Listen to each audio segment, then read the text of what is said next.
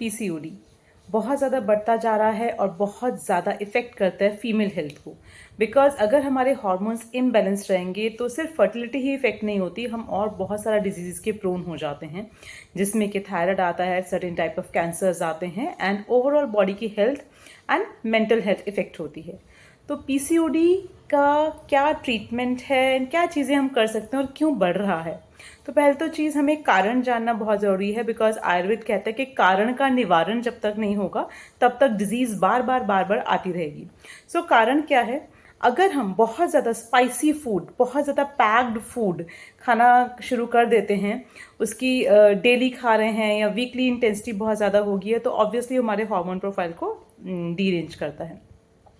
अगर हम females during periods या पीरियड्स के आसपास या अदरवाइज भी बहुत ज़्यादा फिजिकल एक्टिविटी करते हैं, एक्सट्रीम फिजिकल एक्टिविटी करते हैं, तो हमारे हॉर्मोन्स को इफ़ेक्ट करता है, तो उसे हमें बैलेंस वे में करना चाहिए।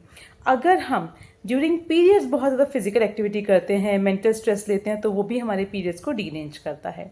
तो इन चीज़ों को हमें ध्यान रखना चाहिए, बिकॉज आयुर्वेद के प्रिंसिपल्स के अकॉर्डिंग फीमेल्स को वाता डिसऑर्डर्स, वात दोष वाले जो हेल्थ प्रॉब्लम्स हैं बहुत ज़्यादा होती हैं एंड पूरा रिप्रोडक्टिव सिस्टम वात दोष बैलेंस करता है। तो अगर हम वात एग्रेवेट करने वाले आहार विहार, डाइट और लाइफस्टाइल ऐसा फॉलो करते हैं जिससे वात दोष बढ़ता है, एयर प्रिंसिपल बहुत बढ़ता है बॉडी का, तो वो हमारी हार्मोनल हेल्थ को ऑब्वियसली बिगाड़ता है। इसके साथ ही सडन वेट लॉस के भी बहुत पेशेंट्स आते हैं जिन्होंने वेट लॉस किया, अचानक से उन्होंने मंथ में 4 to 5 kg वेट लॉस कर लिया, बिल्कुल सूपी डाइट पर आ गए, तो उससे भी पीरियड्स इरेगुलरिटीज होती हैं। अब हमें करना क्या है, जो बहुत ज़्यादा ज़रूरी है, जो हमारे शास्त्रों में लिखा है और हमारे इंडिया में कल्चर में भी एम्बेड था, बट वो धीरे धीरे मॉडर्निटी के चक्कर में लुप्त होता गया। सो हमें वापस उसको लेकर आना है, अगर हम चाहते हैं कि पीसीओडी की प्रॉब्लम बार बार नहीं आए एंड हमारे घर में हमारी बच्चियां जो हैं वो हेल्दी रहें, उनको ये सारी प्रॉब्लम से ना जूझना पड़े, तो आप क्या कर सकते हैं? सबसे ज़्यादा ज़रूरी है रजस्वला परिचर्या। और ये मैं नहीं कहती हूँ, ये हमारे आयुष हीलर्स की आयुर्वेदा स्पेशलिस्ट गायनेकोलॉजिस्ट कहती हैं। व्हाट इज रजस्वला परिचर्या? रजस्वला परिचर्या क्या है? ड्यूरिंग मेंस्ट्रुअल साइकिल्स जो हमें डाइट लाइफस्टाइल फॉलो करना है, उस चीज़ को हमें क्या फॉलो करना है, तो बहुत ज़रूरी है, आप लोग नोट कर लीजिए जितना हो सकता है। आई अंडरस्टैंड कि हम एकदम से सारे चेंजेस नहीं कर सकते, बट जो भी पॉसिबिलिटी है उसको शुरू कीजिए, ग्रेजुअली उसको इनकॉर्पोरेट कीजिए। फर्स्ट थिंग, फॉर 3 days, सिर्फ 3 दिन के लिए हमें करना है, हमें तीनों मील्स में सिर्फ या तो जौ का आटे की रोटी या जौ का दलिया या फिर हमें देसी चावल मीन्स बासमती नहीं, जो मोटा चावल होता है वो, यही तीनों मील्स में लेना है।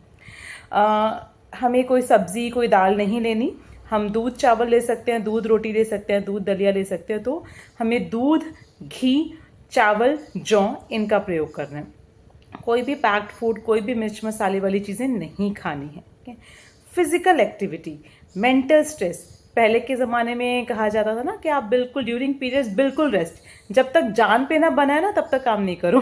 सो this what I would like to say कि अवॉइड कीजिए, जितनी चीज़ें अवॉइड हो सकती है, and take a good rest, because बात एग्रेवेट होने के चांसेस बहुत ज़्यादा होते हैं। तो आजकल जो मैंने पहले आती थी ना एडवर्टाइजमेंट्स, बहुत ज़्यादा आनी शुरू हो गई थी फॉर पीरियड्स में आप दौड़ सकते हो, भाग सकते हो, पहाड़ चढ़ सकते हो, कोई ज़रूरत नहीं है करने की। Relax, take good rest, take mental rest, relax yourself, अपने आप को खुश रखिए, तो इन सब चीज़ों से आप अपने पीरियड्स को रेगुलेट कर पाएंगे।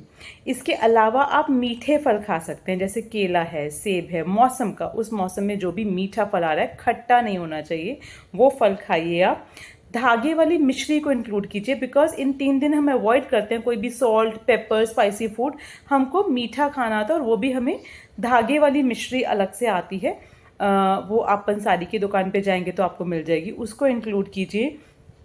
कैस्टर ऑयल की मसाज, अगर पीरियड्स में बहुत ज़्यादा क्रैम्प्स होते हैं, पेन होते हैं, प्रॉपर फ्लो नहीं आ रहा, तो कैस्टर ऑयल से आप पेल्विक एरिया पे मसाज कीजिए और कोई भी एक कपड़ा, मोटी चादर बांध दीजिए ताकि वहाँ पे थोड़ा सा हीटिंग क्रिएट हो सके, तो वो हेल्प करेगा आपके क्रैम्प्स को कंट्रोल करने में।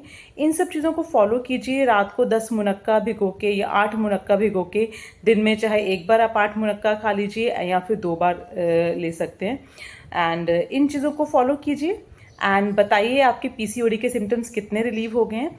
एंड ये रजस्वला परिचर्या उन लोगों के लिए नहीं है जिनको पीसीओडी है, ये सभी फीमेल्स के लिए। अगर हम इसको फॉलो करते हैं तो हमारा वेट गेन नहीं होगा, हमारा पेल्विक एरिया पे जो फैट होना शुरू हो जाता है इकट्ठा वो नहीं होगा, एंड हमारी स्ट्रेंथ एंड स्टेबिलिटी बनी रहेगी, एंड बहुत सारी बीमारियों से हम बच के रहेंगे।